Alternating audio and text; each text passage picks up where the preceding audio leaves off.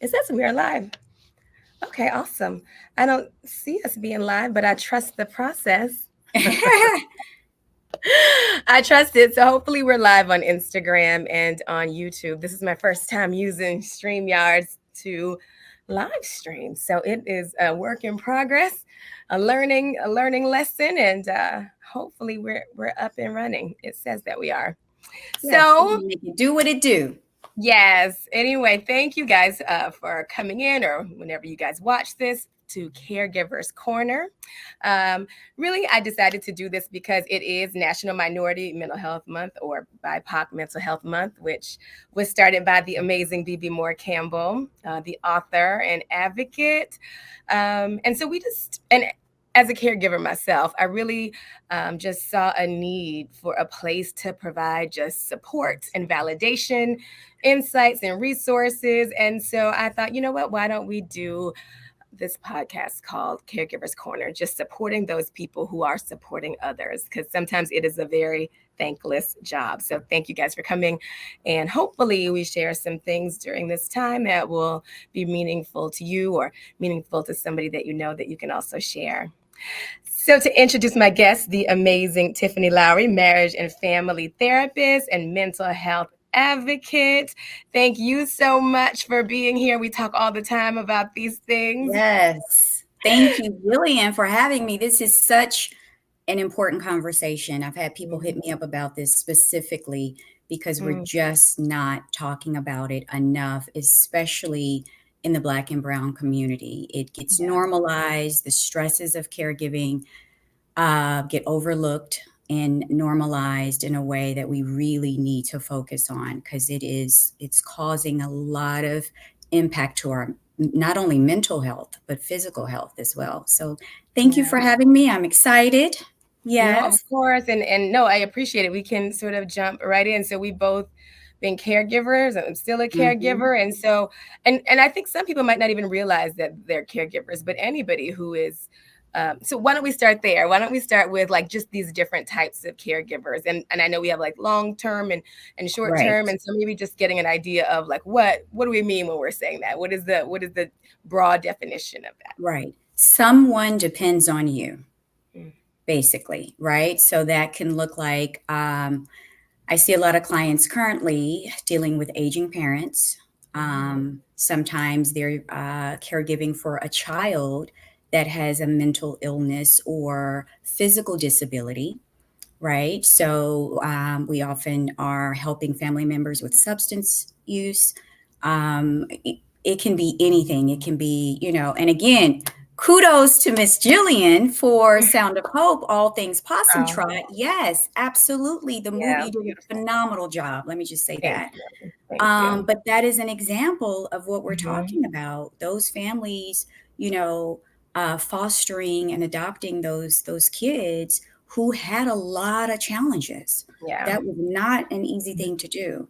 So And these are few I examples, but yeah, yeah. yeah, even things like, I used to have a dear friend, Miss Alice, who has since passed away, but I met her in her 80s. And, I Mm, wasn't a full-time caregiver to her, but I helped her. I did her bills and a plethora of things. And so she did depend on me. And so I think it can absolutely. even be people who are helping neighbors and with disabilities or physical challenges or elderly, like all of those things fall into caregiving. You don't have to be full-time. You can be a part-time caregiver Absolutely. and you still feel stressed. Even with Miss Alice, I Yeah, felt so extremely yeah. responsible for so many things, and that was a little bit of a challenge because we weren't family. So Mhm. that balance of like where to draw boundaries and stuff, which I know we'll get into.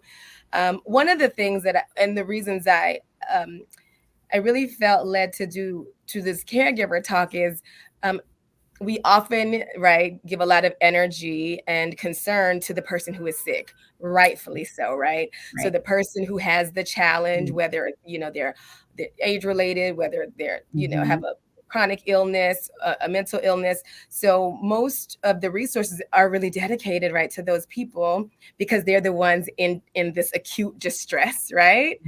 And oftentimes, like, people really don't think about the people who are taking care of them and like what that stress is like and what goes on with that. So I really feel like it's sort of an underlooked population, right? Even the film I did, Broken, Mhm. even though it was about mental illness, it was sort of from the caregiver standpoint and just the frustration of caregivers who just, want to help and Mm. can't when it comes to mental illness. So, yeah.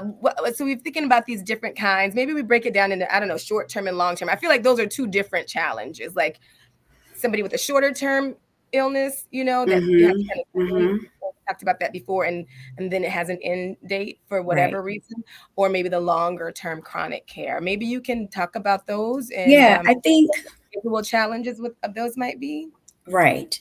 And again, we're talking about the time it takes maybe for someone to recover or come out of that crisis state. Hmm. But the impact, not only to the person experiencing the illness, right, but the caregiver can have long term effects. So, in other words, it may be short term trying to find placement for someone, whether they Hmm. need to be committed for psychological reasons, whether they need to be put in a rehab facility, that's a shorter term. But what it takes to get there, the red tape sometimes can be traumatic, Hmm. right? A lot of closed doors sometimes. You make too much money, you don't quite make enough, you're right in the Hmm. middle, what resources are available. Grieving the person that you're caring for, their loss of their ability to, if they're an adult, right, take care of Hmm. themselves, or if it's a child, you see the what it's the illness has caused for them, right? So you're going to be experiencing that yourself and taking that on. So that can have long-term effects, even though that person, let's say it's cancer and they beat it, Hmm. right? Even though that changes the nights in the hospital, the diagnosis, what have they gone through that may always impact them, right? Right. So in best case scenarios, you get those resources, you're able to process the grief that you've gone through, because there will be some. These are life Hmm. altering events that are happening. They can be very traumatic. So, as you know, someone has And dementia. Mhm. right now, how would you like? Right. So we both had moms that we cared for. How would you categorize that? Would that be considered long term or shorter? I mean, I know when they're older and have very very serious Right. health problems. It's there's going to be a finite amount of time you're going to deal with that. But how would you categorize something like that? It Like, depends. So if it's something that I kind of use the cancer example. If mm-hmm, we're able to go see them go through treatment and they're in remission, depending on that period of time, that could be considered short or medium term. mm-hmm, Not that it's not going to impact them later right, emotionally, right? But that could be an example of a short term, getting someone placed right away, helping them find housing and things like that, right? If they're mm-hmm, mentally dealing with some mental illness or something like that, that can be a short term, extreme stress to get through that. More medium, maybe an ongoing thing. And then long mm-hmm, term, someone struggling with mental illness, getting help, not getting help, being able to find the right medications. So there's an ongoing, almost like a complex PTSD that not only the person dealing with the illness has to go through, but the trauma imposed by them onto the caregiver.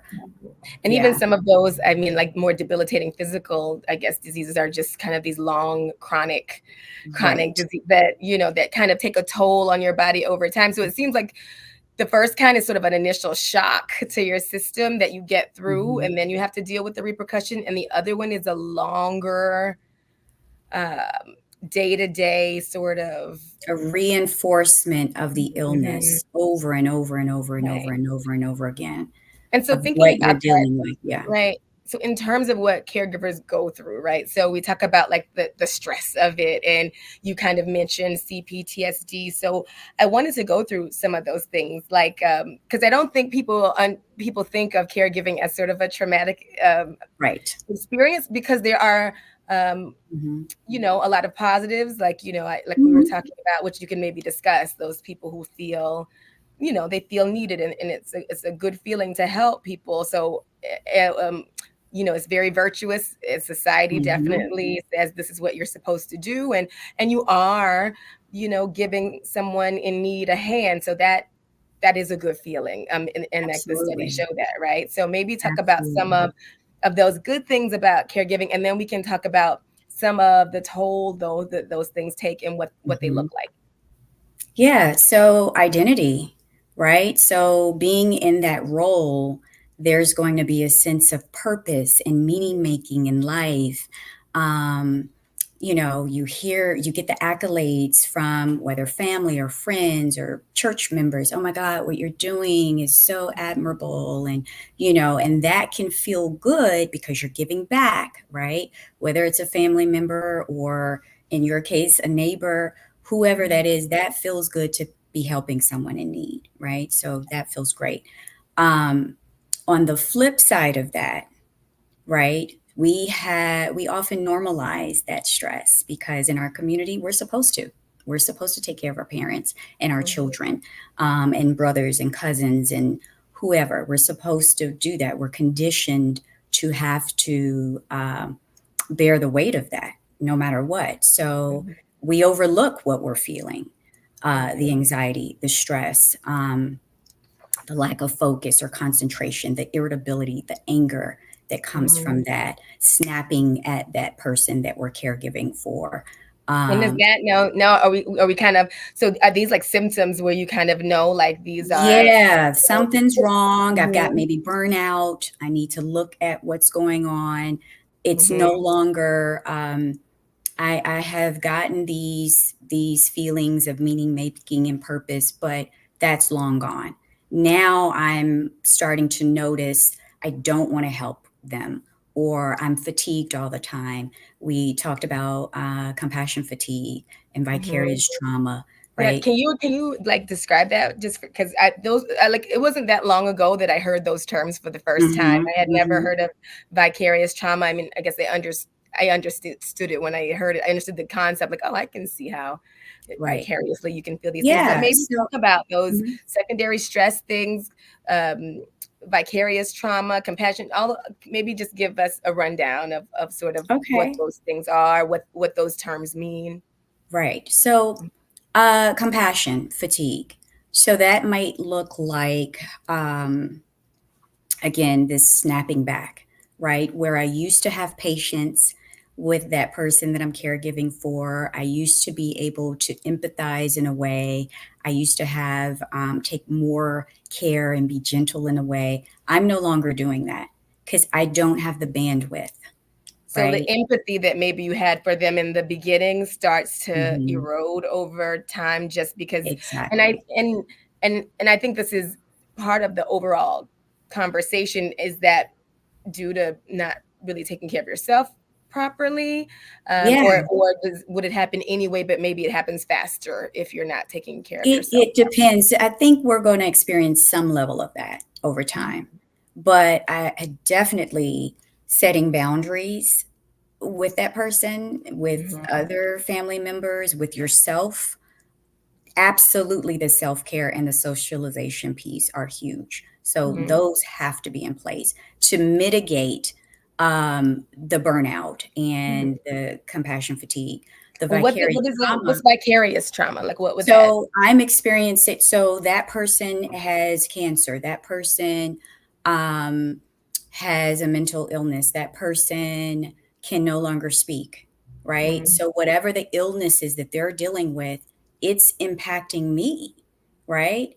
In a way that, oh my God, I'm almost as a secondary response, the secondary, right? Or vicarious trauma, I'm traumatized through your experience. So mm, this can be on any level, right? It doesn't have to be caregiving. Friends, if you report a really traumatic, God forbid, sexual abuse, rape, you're sharing the story. That person now becomes impacted by your story through right. vicarious trauma, And, right? I can totally see that. Like, when my mom was sick and going through cancer, I think even I was more, um, like a hypochondriac. I was like, "Oh my gosh, what's the spot? What's," Absolutely. you know what I mean? It sort of put me on edge for my own health, and I would sometimes think, "Oh, is this something or is that something?" And I think I was just on Mhm. higher alert from being in Yeah. this situation, you know what I mean? And going through these things. So maybe it's just a manifestation of anxiety or something, but I definitely remember, wondering if I, Mhm. saw some bump or a spot or felt some pain, like, oh, what does that mean? Wondering Right. if I was sort of sick. So I don't know if that's like a response to That's vicarious exactly an trauma or. example of that. Yeah. Mhm, Absolutely, and we see it in the world with events, right? mhm, So, killings, right? So we see it in racism. We see it. We experience. We watch the news. Someone experienced this. Oh my God, that could be my son. That could be my child. That could be me, mhm. right? So Right. we're It experiencing creates that that hypervigilance kind vicariously, of, yeah. right? Right. Mm. And so when I think about those kind of challenges, so that those kind of stressors, right? Whether it's right, because we talk about just those are just some like trauma stressors, but there's the money, there's the time, there's the grief, there's all of these things that you're experiencing at the same time, you Hmm. know. And on one hand, right, it feels good to be able to help, but then when they're dealing with things that you can't help and the helplessness of that, so you're sort of doing things in this futility. um how would you like, so there's the positive aspect of being helpful, but when you're doing these things just to keep them comfortable when they're not going to get well, and having to go through the motions of that while acknowledging that, or sometimes we don't, like sometimes we'll Yeah. go into Yeah. a real denial about things and like things are just going to be okay because almost your thinking has gone down to minute by minute or hour by hour, as Hmm. opposed to more broadly. So um I don't know, is there a Well, term we for that? call it Is an anticipatory grief. that So you know that day is coming, basically. And as much as we try to prepare, you can never really, right? So prepare mhm, yourself, rather. But that's the anticipatory grief. We're grieving, this is coming. And, again, our systems are still always on alert. When will the day be? Right? yeah, Will it be when I go in the other room? When will they, all of that, your nervous system is on high alert. You're on mhm, edge all the time, fear and worry and concern. But that's a part of this anticipatory grief, not to mention grief after the passing, if that's, yeah. where they're headed. And that's an interesting thing too, because so one thing about I think a lot of caregivers, if they feel very overwhelmed, right? So the studies will say that they almost never relax because right, they're always in that higher state. But what you said is interesting, about like, yeah, will it be the next minute when I go in the next room? So for them to do self-care, or for Mhm. you know the main caregivers to have a break, a respite, like, you know they need other people to come in or they need to take them Absolutely. to some place. And how do you manage like needing help, um one, and being able to ask for it, because a lot of people like are happy that you're Yeah. doing it all, and so they will, they kind of leave you to Let it. you. Right, they just let you. So one, asking for help, and that can breed resentment. So then you kind of don't want to ask because they should have been here anyway, right? Mhm. But then when you do have help, how how can you ease that anxiety of, are, are they going to get them the medicine on time? Is something going to happen while I'm gone? Right? It's Right. almost like you can't Right. like you can get in a situation where it's hard to win. Right. Right. And I think doing some analysis in that moment. I mean, anyone caregiving, first of all, should be in therapy, period. Mhm. So you can get these tools and be checking in with yourself. One thing I'm always going to say, what can I control? So Mhm. when I'm working with clients who are dealing with caregiving, what can you control? And if we start to practice that and not worry about the responses of family members, and this is way easier said than done, of course. But if we can get to that point, we take off so much of the worry and stress from our plate because we can't. I have to make the doctor's office call. I have to research this medication. I have to advocate for this. I have to call so and so to see if they can come in. That's my plate. Whether Mhm. or not they can do, and once you start to only focus on the things you can do, it will help with the stress. and you'll check in. Is this something I can control, or is this something I can't? I can't control this. Okay, I should probably put it to the side as best as I can. And when Mhm. those thoughts of guilt or shame come up around that, let me move from it. Let me Right. reframe the thought. So these are some practical ways to, of Mhm. course, it's not this easy, but Right. you And have to because the ask for idea of help. control, right, the idea of control is interesting too, right? Because I know when my mom was sick, I kind of felt like I was in this, like I felt the more I did, Hmm. the more in control I was. The more Hmm. lists I made, the more cameras I put up, the more I was on top Hmm. of Hmm. everything. It felt like I was in control, but I Hmm. don't know if that's that, you know what I Well, mean? and those are It may be great. real. Absolutely. Those are the Mhm. things that you can look back and you can feel good and be like, okay, I did these things. I'm managing my environment in a way that I can. And that's what we Mhm. all want to do, right? We want But to then you have to manage be our able to take that environment. next step and say, I have to trust that someone can come Absolutely. in or I can take them somewhere and go, and you have And to what release is a the bit of control, cost, right? the risk benefit of the Mhm, things that I can't get done or the things that I mhm, don't do? And so it's really prioritizing, being able to say, okay, wait, um, I'm catastrophizing in this situation. Wait, what's likely to really happen? mhm, Okay, mhm, that won't likely, right? So you're constantly going to be checking in with your thoughts. What can I control? What can I not control? And what is the cost? What is it going to cost me if I don't do this thing?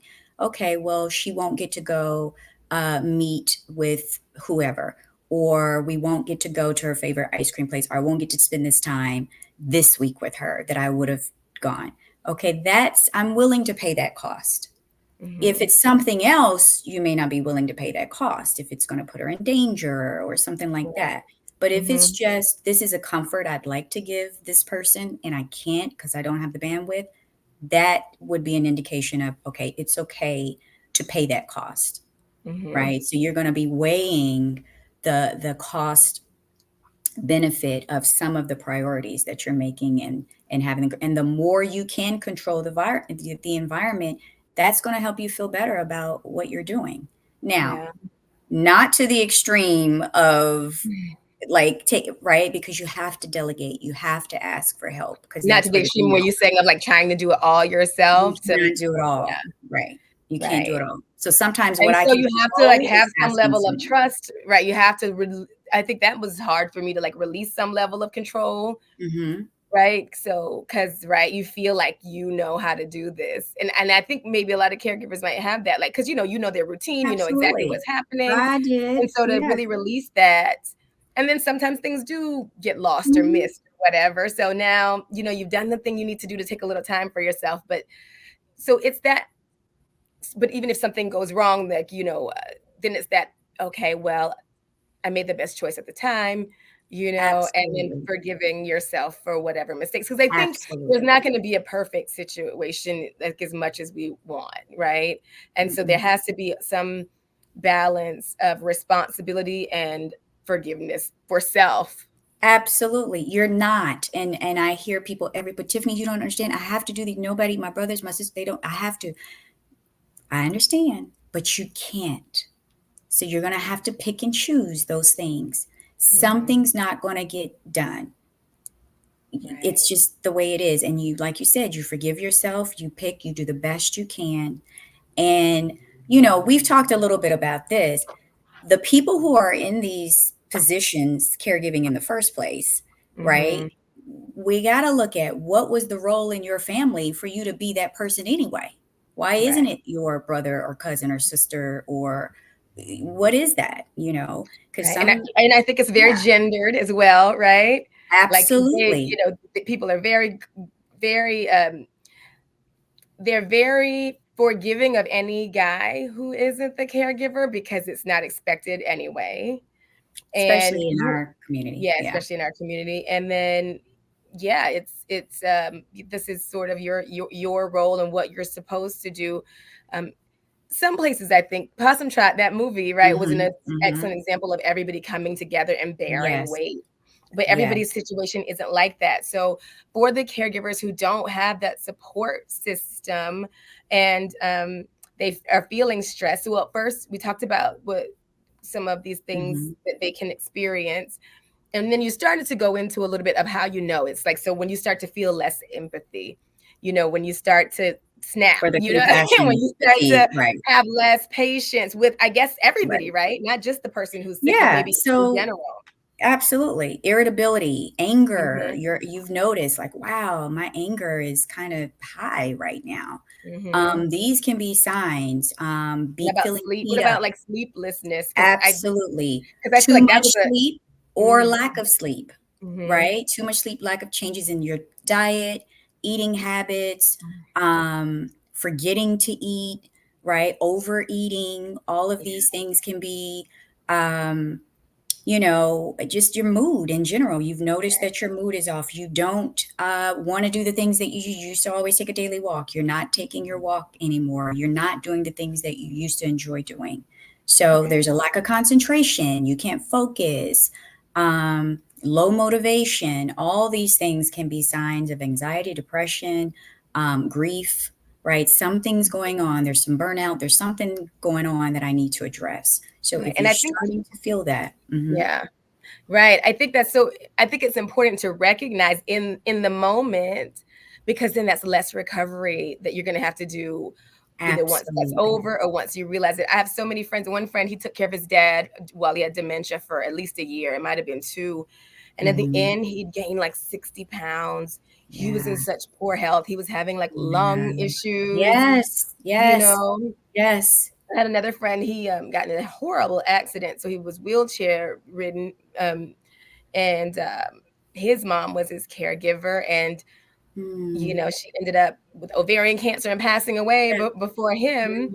yeah. And so I Oh, wow. think our health does take a back seat when there's somebody else who's so ill in front of us. And Mhm. so one, recognizing those things is huge, because you want to recognize them and get a handle on them one before your burnout is Hopefully. so extreme, right, that now Hopefully, you yeah. actually can't deal with it anymore, Right, or now you have health problems, or right, right, right. so Mhm. 'cause when, like, yeah, what does it look like when those things have gone to an extreme, so we kind of understand why it's important to catch them. Like, what does extreme burnout look like? Is it throwing your hands up and disappearing or walking away, or Mhm, which will only make mhm, mhm. the situation harder, right, for the person who It needs your looks like help. what you just talked about, right? Mhm.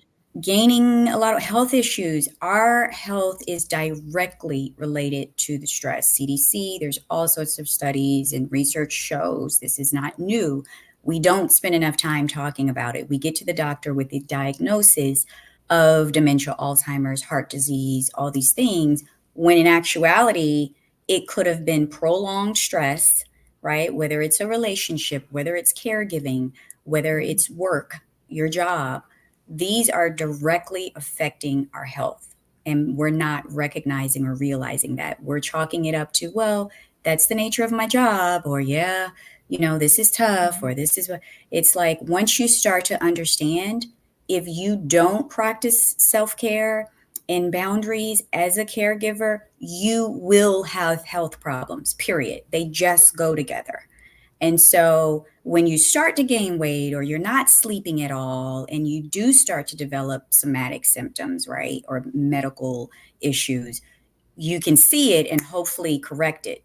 But Mhm. again, it's hard if mentally you're not able to motivate because of low mood, right, Mhm. or Or depression. And because you're you so involved in everything that you don't even have exactly a moment. And so to do maybe that. let's You think about have to take some. that time. Yeah, yeah, because sometimes it's just so you're really so much into fight or flight, like you're so much Hmm. into cat brain, or like that instinctual, like what's happening next, trying to keep everything safe, like just coming down and grounding a little bit and saying what's happening in reality, or and maybe even some Yes. fear about feeling what you're Hmm. actually in. It's easier to feel active and, okay, well, I'm managing everything, than to think about the Doing, fear right. of what's Avoiding. happening. Mhm. Right. So maybe let's talk about what to do about that, right? So some self-care habits. maybe some grounding habits, like what to do when you're in the midst of that storm, Mhm. or when you're in when you're in a situation that's gonna be lasting a while, Right. and it's just gonna have these ups and downs, and to prevent burnout, because I have been Mhm. burnout. I'm still a Mhm. little Mhm. burnout, honestly. Mhm. Like, Yeah. and when I And was it comes and goes. It can come back. yeah, It's not like you yeah, get over something and you never have it again. No, right. it can come out again and again in various forms, you know? Right. And like you said about identity, which was interesting. So I had kids young, right? And I remember when they graduated and I felt like a mountain was lifted off my shoulders just Mhm. because they survived, and they made Mhm. it to 18, and I thought that was a Mhm. huge, Absolutely. accomplishment, and I didn't realize how much stress I was under. But then right after, I felt very useless, right? Like, because Yeah. parenting is this important thing that everybody, Mhm. oh, you're a great mom, you're a great mom. So then your identity becomes mom. And Mhm. then what about whenever you don't have that Mhm. role anymore? And so I found that even though I was burnt out, like literally I slept for like a year Mhm. after that, Mhm. but I almost looked for situations to jump back in Absolutely. and be that same person again, right?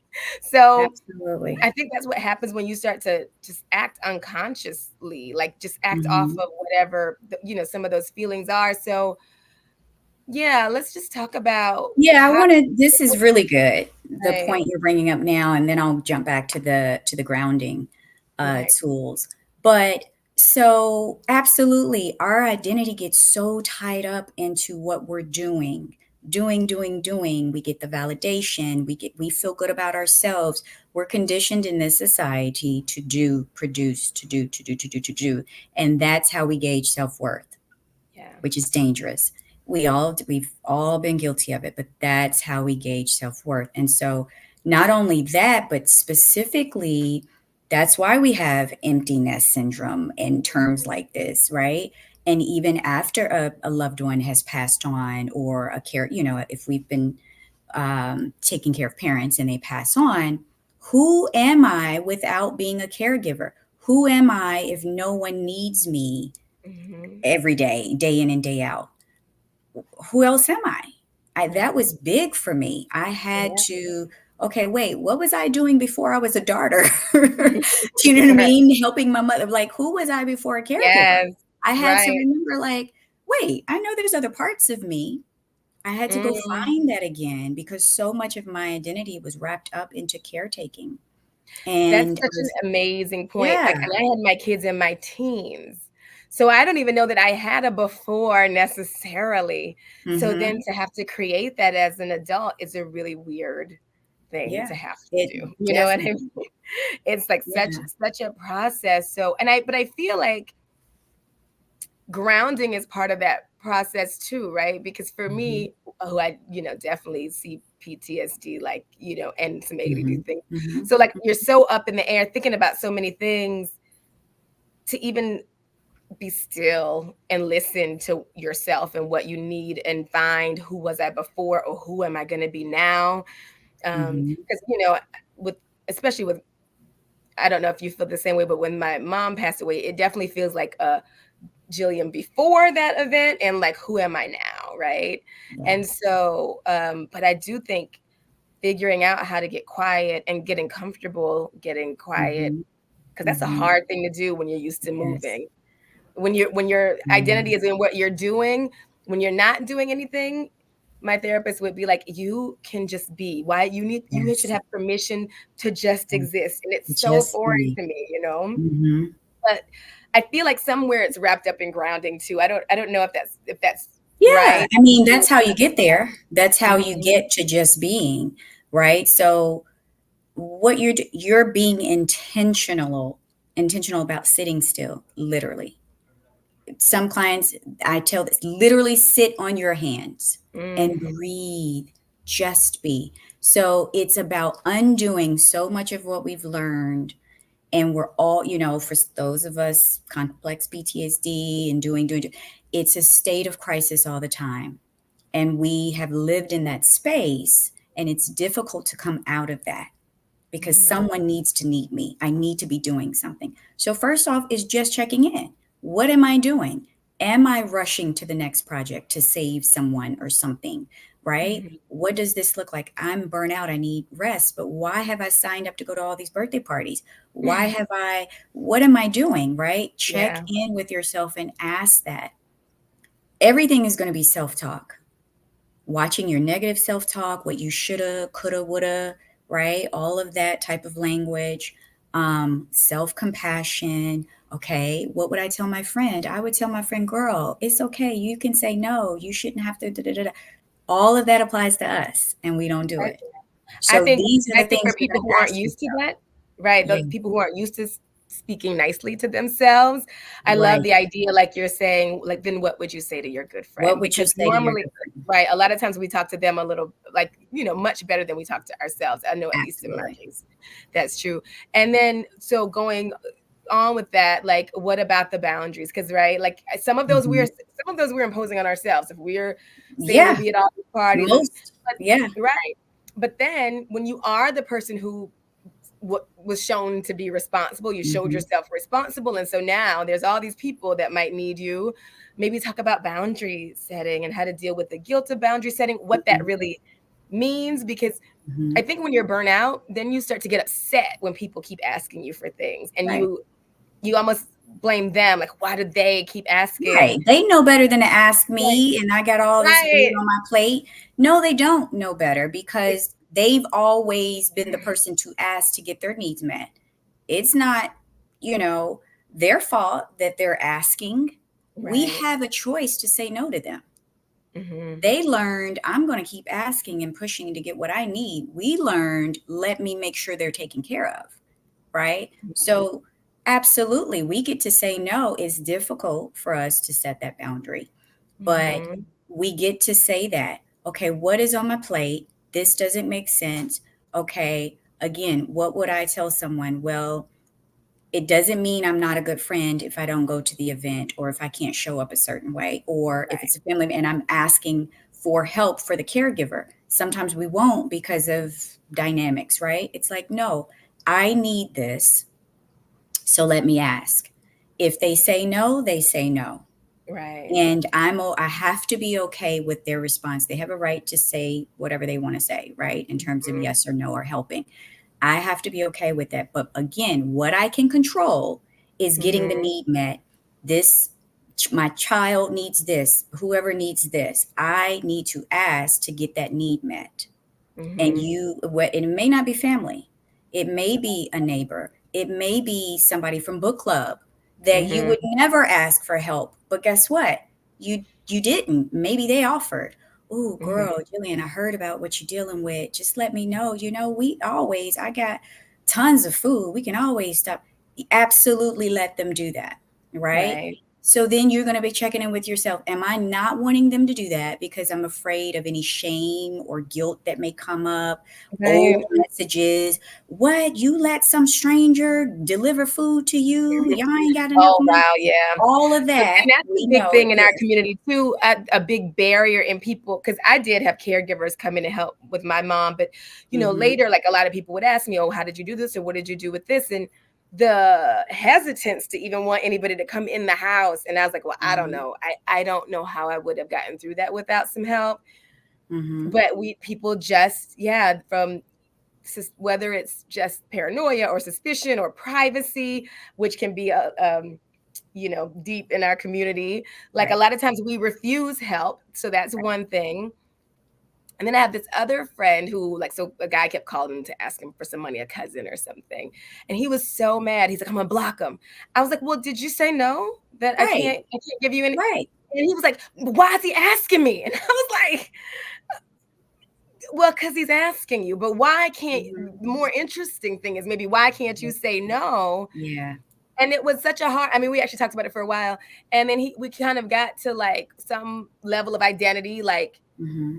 I think he didn't wanna be seen as not being able to give the money, Right. or it made him feel insecure because he wishes he was more Hmm. financially Hmm. stable. Hmm. So it actually was triggering, just the Yeah. other guy asking, Right. was triggering all these other things, but then made him so angry at this guy because he didn't even know why. But so I Yeah. think it's always important to maybe think deeper, like what is really bothering me Right. right now? Okay, the guy asked me for money. Why is that upsetting me? I always find if I'm too upset about something You're small, I triggered. I Mm-hmm. need to stop for a second and say, Yeah. okay, what's What's really really bothering me? happening? Yeah. And then it's like, okay, I'm uncomfortable. Okay, why am I uncomfortable? And then you sort of start to get down into like Mm-hmm. whatever it is. Like, am I insecure about money? And so Mm-hmm. that's why I'm angry when somebody asks Mm-hmm. me, you know, and Right.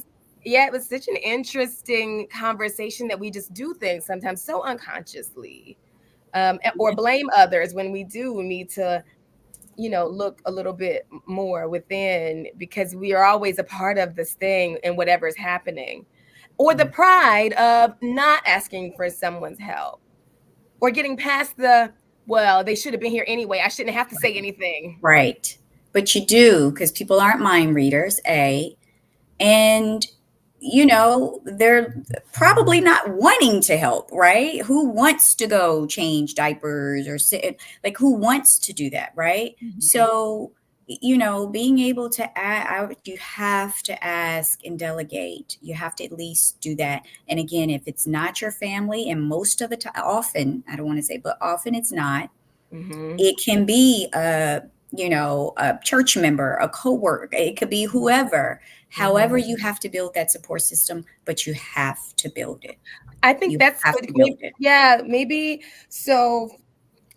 So for those people who don't have support structures and Mhm, it's not natural to them. So you mentioned mhm. like church organizations, if they're not religious or if they don't, or if they're in a mega church, so then that's Mhm. harder to know people. That's huge out here in Right. LA or all over now, really. Mhm. I mean, maybe you can give some tips on just how Whoever is in to their build. sphere. So Mhm. it doesn't have to be an organization. It can be a friend. It can be, again, coworker, you don't want to blur certain lines. You want boundaries with that. But especially if they're offering, Yeah. you want to accept that help. And something you talked about being able to relinquish that control and trust that they'll Mhm. be okay. I had cameras in my house and I would have people come and sit with her at time. I did what I could do and that helped me feel better about relinquishing that. So you can put certain things in place for that. Um, but yeah, it may not be someone that was the closest. Mm, You may have to run a background check and hire somebody. You may have to, however you find that help. So and so cooks on some, whatever, how many times a week. And yes, please, we would love that. Right. right. And then again, cost benefit. What am I paying? Oh, I may be embarrassed because somebody will say, oh, you couldn't do it all. Okay. But what am I gaining from it? I'm gaining Mhm. hours of my time where I'm not physically cooking it. Right, and just mental, a couple hours, Yes. an hour or 2 where I don't have To to sit think about this still, to or not make the have to, dinner, right? absolutely. What I'm benefiting from is way outweighing the embarrassment or whatever I think, which is all in our heads, of what Right. the other people, may be thinking. Yeah, and, like, I also think because we were similar in our moms, like, we both live in LA, and I think your Mhm. mom was she in Kentucky? She was. I went there for a year and then I brought her here Right, for a and then year. right, and Yeah. then mine was in South Carolina, so it's not like we've lived in these places to have these huge Mhm. support structures, Right. where they are. Right. So, yeah, it's an interesting thing when to have to build that, and a lot of times, like, Mhm. for Mhm. me, I did have Mhm. to figure out the insurance system and everything and Yes. bring in luck and, and maybe I'll do another talk about that because anybody with aging parents, they need to be Mhm. on a lot of that stuff early Absolutely. and have things in place before things Absolutely. get dicey, Yeah. um, and then Including guardianship, conservatorship, power of attorney, these types of things, preparing for that in advance. putting things in Absolutely. trust, all of those Yeah. things are, really Yeah. helpful, especially if, I ended up having caregivers come in and there's a lot of rules, like to Mhm. what people can own, like how many assets Absolutely. they can have. And then Absolutely. there's asset recovery once they pass away, where they come. So there's a lot of ways to mitigate those Mhm. things, which is too many to go into now. But Right. thinking about those things is definitely important. And maybe I'll make a mental note to maybe go Mhm. deeper into that in another podcast, just to give resources, because I honestly, if I didn't have Yeah. caregivers coming in, I mean, because most states have it where you can be the caregiver and get paid, Mhm. Mhm. but I actually needed the space and the Absolutely. time. Like Yeah, I needed someone to make that absolutely. dinner, and that Mhm. made it so much more helpful. So I and that, I guess, maybe was a sort of a form of Self-care for you to be self-care able for to delegate and go do take care of your needs in that me. hour, 2, 3, whatever you. Yeah, I did like a combination. So I had in-home supportive services where I was the care, but then I also, she had, multiple strokes in and out of rehab and facilities. So I was able to build a few of those CNAs at the Mhm. facilities that I trusted Oh, that would come nice. into the home. And I could, and again, I'm basically working to pay the money to just pay for Right. those, but Yeah. either I use way, care.com. I don't know if you heard of that. So I should add that to mhm, the resource list, because I have a resource list on the site, and kind of got them from care.com and then brought them over. And some of them worked so yeah. well and became just, was Yeah. with me all the way to the end. So that's a great self care, I think, option. And then, like, what else would you say? So I definitely, like, I wasn't really in therapy before my mom got sick. Mhm. Mhm. Like, being in therapy during that time probably saved my sanity. You know Yeah. what I mean? Um, just a grounding, that was kind of a grounding place. So when I'm just in the air, there was like an hour or an hour and a half where I had to just sit and be with everything, Mhm. process everything. Because the more you can sort of process those things in real time, I think it's better. And I am Mhm. talking more about this kind of more, you know, Yeah. the Yeah. the aging parent, so you're going through this Mhm. death Mhm. process, and so that's a very hard Mhm. thing to go through. So definitely, you're a therapist. I'm a huge therapy advocate. I do think that's an essential of self-care. Yeah. Um, so in addition to that, what would you say? And getting that support group together is a huge part of self-care. Mm. Maybe coming, get And it back to yourself, the walks, getting that. socialization, the walks are imperative. This trauma, this stress lives in our bodies. And so if we can just move that on a walk. Mhm. Sometimes we're such in crisis mode all the time that if I think about Maslow's hierarchy of needs, right? So on the Yeah, very bottom are basic.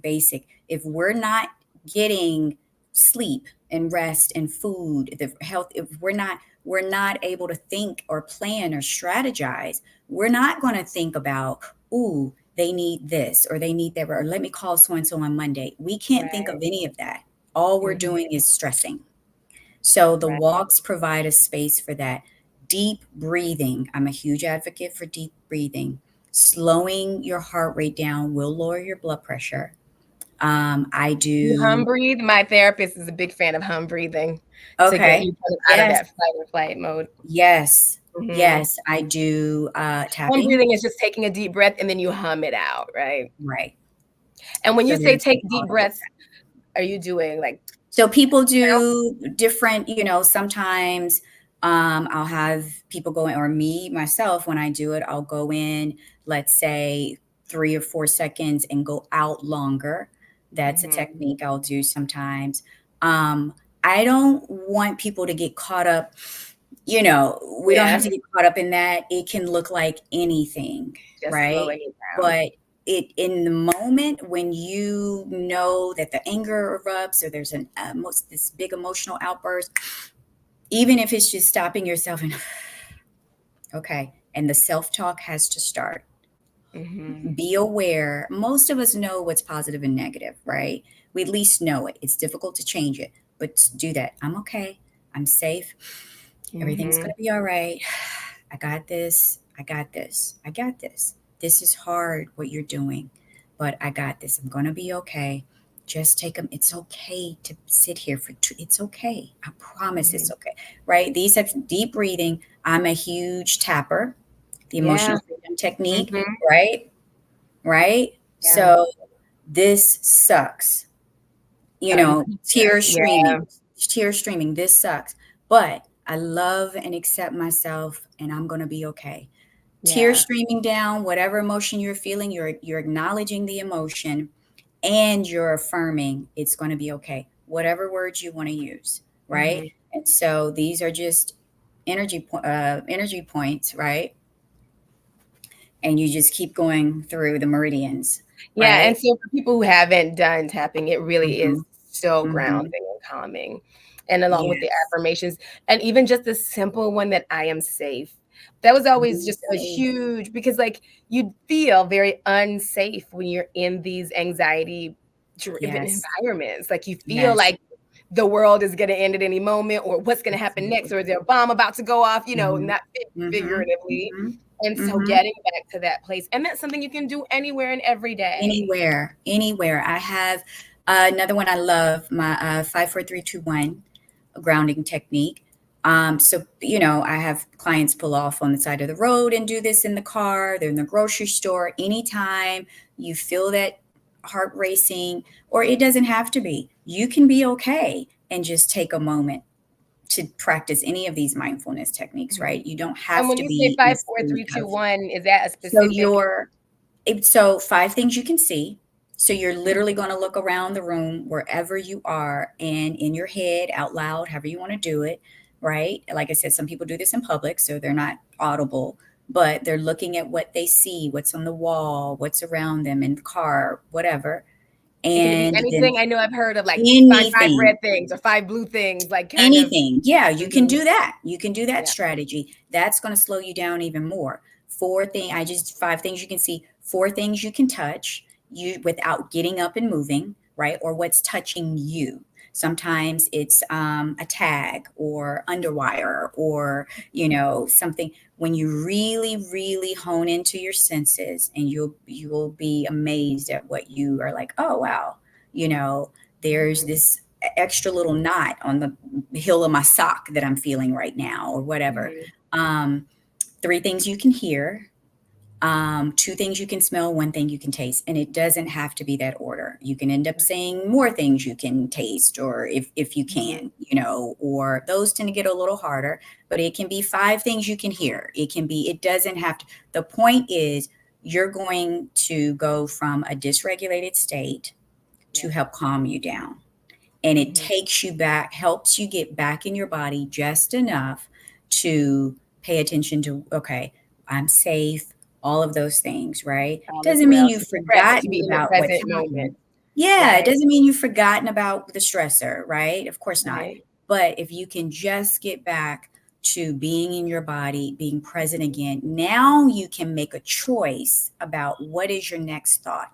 What are you doing next? You know what? I think it is a good idea to go deep breathe. I think it is a good idea to go watch my show. I think it is a good Mhm. idea to whatever coping tool you want to use, right? Now you have enough awareness that you can actually make a choice. Before you weren't able to, Yeah. right? So it just helps with that. 90 seconds. Dr. Jill Bolte, um, she talks about that 90-second physiological response that happens when, we're triggered or there's some emotional dysregulation.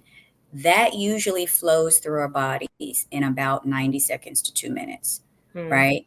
After that, it's what we're thinking that's on loop that keeps it Mhm. there. So Right. if we can change and reframe that just enough to help that feeling dissipate in the moment, right? Right. This is a crisis moment. Now, there are other moments we need to honor the emotion. Okay, identify what I'm feeling. It's okay. It'll pass.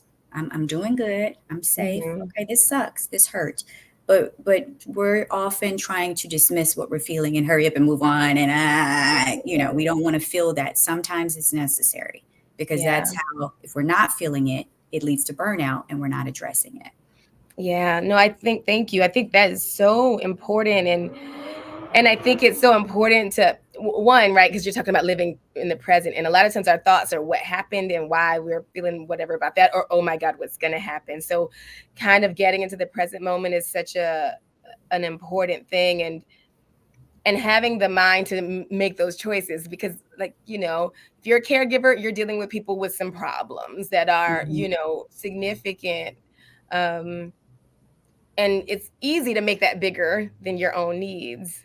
So, Absolutely. right? And Yeah. sometimes in some moments it is, you know what I mean? If there's a Hmm. huge crisis, like Yeah. okay, like we have to, but at some point in your day, like there needs to be some daily self-care. And I think those are all great ideas of what people can actually do, in the moment, and just see how Hmm. it changes your life, see how it Yeah. changes that day, or see how it changes how you can handle the Hmm. next thing, if you don't have to be in crisis about it. It's much easier said than done, but I think Yeah. putting those daily practices um, in practice, in Hmm. actuality, Hmm. like Hmm.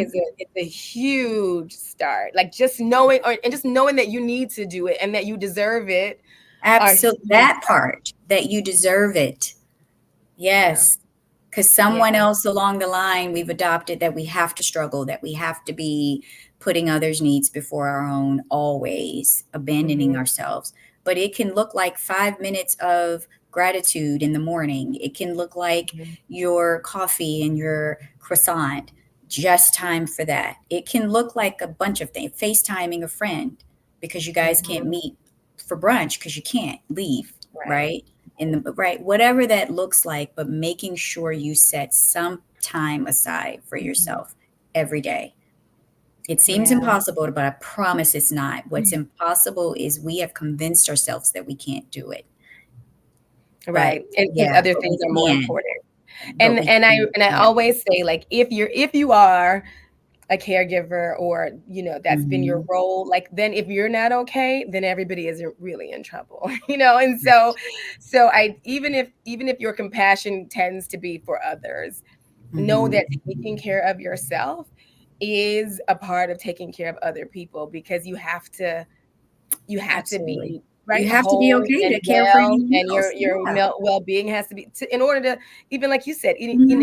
even in order to take care of them in a better way. So Right. even if you don't want to make the focus about you, Right. right, just knowing that the better you are, the better you're going to show up in these situations, Hmm. and that you really do deserve so much compassion. I have so much compassion for caregivers. It's you know because a lot of times the people who aren't there will have so many judgments and so many thoughts, and so you're dealing with this hard Right. thing and then these ideas and then somebody else's suggestions who Hmm. has no idea, like, and have Yeah. you thought about this, and there's Hmm. such a heavy load. Hmm.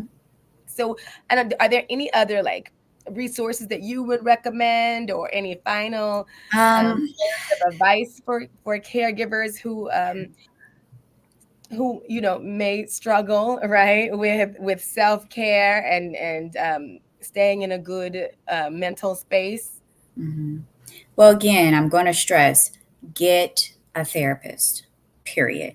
Because again, there are going to be things that you don't even know you don't know, right? Mhm. Yeah. And so having someone challenge old negative thinking or I'm supposed to be a certain way, that is just so important, Mhm. right? The psychoeducation around that and specifically grief, because this is what this is. You're grieving your life that you used to have that you no longer have anymore because you're caretaking.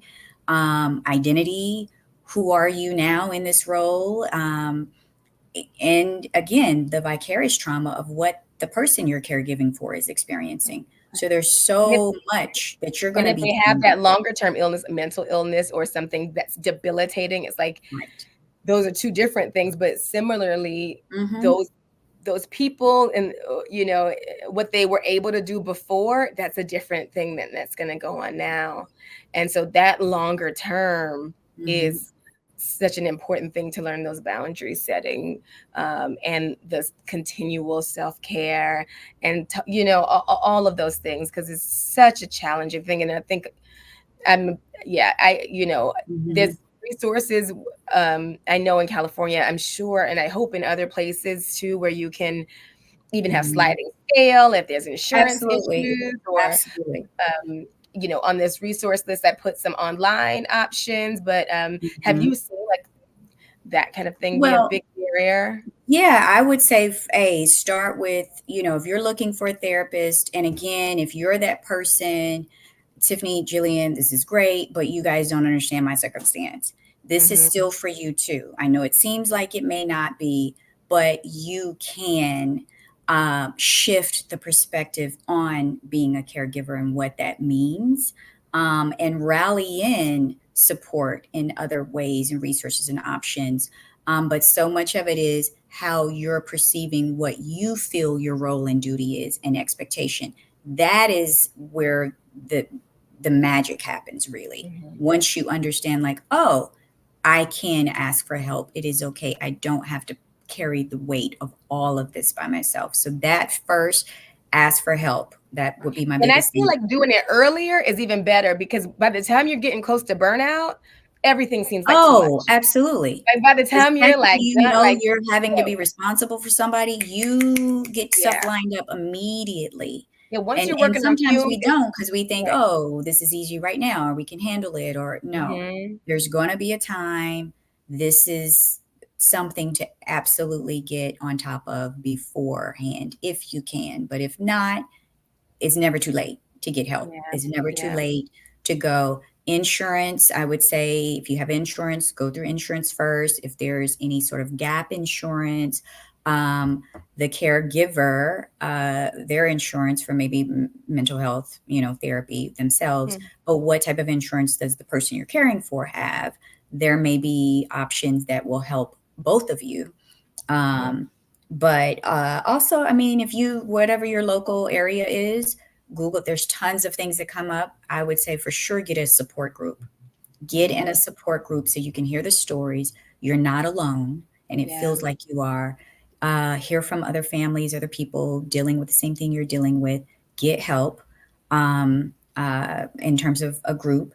988 is a national hotline. So, all things that you may be dealing with mentally, whether it be really low mood, depression, anxiety, fears, whatever that may be, that you are getting like, I don't quite trust myself. All things mental health will be that 988 hotline. So that's definitely a great read. You can text people. This is too Mm, much. This is overwhelming. You can text and I just have a conversation for someone that can hold space with you if you don't feel like there's anyone else. Some clients just do that. And there's someone mm. extra to hold space with them when they don't have some of these other supports. So in-home supportive services, usually through state and federal funding, there's going to be someone federally and state that can help support Mhm. with some of these things, again, depending on income.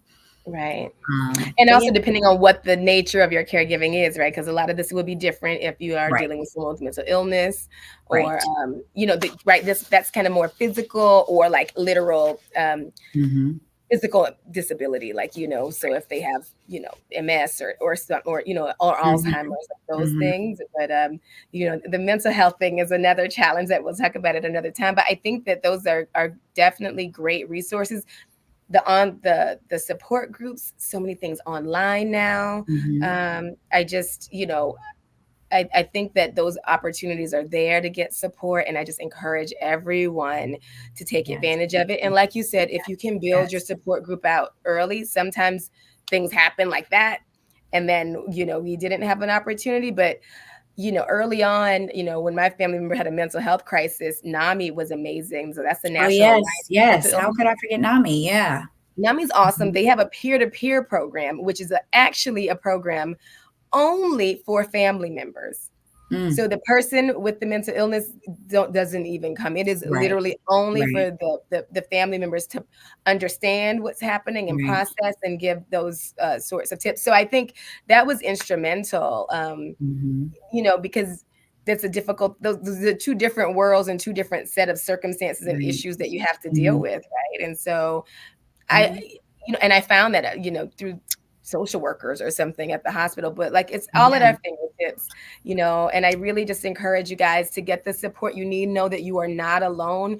Like, Hmm. we, have been caregivers. I have been a caregiver in so many Right. capacities, and know how Oh, and difficult it is. Al-Anon. I almost forgot about Al-Anon. Al-Anon is And it great. doesn't necessarily have to be that a parent was an alcoholic specifically. It was created out of that, but it can be, a myriad of illnesses that a parent, Mhm. as long as you're affected in some way, being in that group absolutely Dysfunctioning, can right? be very, Right. yes. What about ACA? ACA is great. So AC.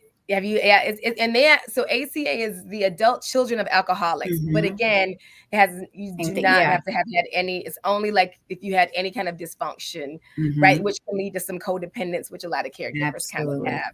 But they actually have virtual support groups literally all day, Mhm. and you go and you just talk, like you don't, it's not even like a feedback sort of thing. You can Right. just sort of say wherever you are, Mhm. express yourself, and they just hear you. Right. So there are, and I'm going to add some of these to the list as Oh, well. good. Yeah, because Yeah, those I are great. will, because they're great. I've done some of those ACA online Mhm. meetings, and there's just a lot of resources that I think a lot of people don't know about. But yeah, thank you so much. There's caregiving is so big, and there's so many Yeah, I know facets we just that it was touched on it a little bit, but yes, right. It it's was a hard for big us to even narrow umbrella. it down, because I was like, oh my goodness, what about this It's and a this and this? lot. Right. But hopefully that just kind of gave you an overview of like what you might be experiencing, because I really don't think people know that they're in trauma when they're caregiving, but Yeah, you are experiencing so much. And yeah. then just permission to take care of yourself, and some Mhm. tools to take care of yourself. And on that note, I also made these caregiver affirmation cards that are available on joinjillian.com. Did you get a chance to see them? I looked at some of them. Yeah, Yeah. those are good. I Did you need to like go them? back and really so Yeah. I can help promote it And I think and that can even be one of those things that you just take a second to look at a card and think about that, just to get mhm, you out of thinking about all the other things that are going and on, being or just to intentional. take a Yeah. moment to center, so I Mhm. really liked the thought of those. So anyway, those are free if you go to the site to download, and we'll definitely be having more conversations. Like I said, it's such a big issue, but we definitely wanted to get this in during BIPOC Mental Health Month, because I think our community, it affects us disproportionately in so many Absolutely. ways, including the fact that we usually, especially aging parents Right. or sick, we usually do that in the home. Like that's a very, and maybe it's a Southern Mhm. tradition too, but Yeah, like that's a big yeah, thing yeah, to do in the home, and yeah. um, an important thing to do, but it's also really important to take care of yourself. So that is what our wish is. Take care of yourself, get the help that you need, and know that you are not alone. Yes. Thank you, Tiffany. I You're appreciate you. welcome. Thank And you we'll see so you much. guys This was a next great time. conversation. Thank you, Yes. guys. Thanks. And I'm leave all Tiffany's info too in down below. She's an amazing therapist and resource. So thank you so much. Bye.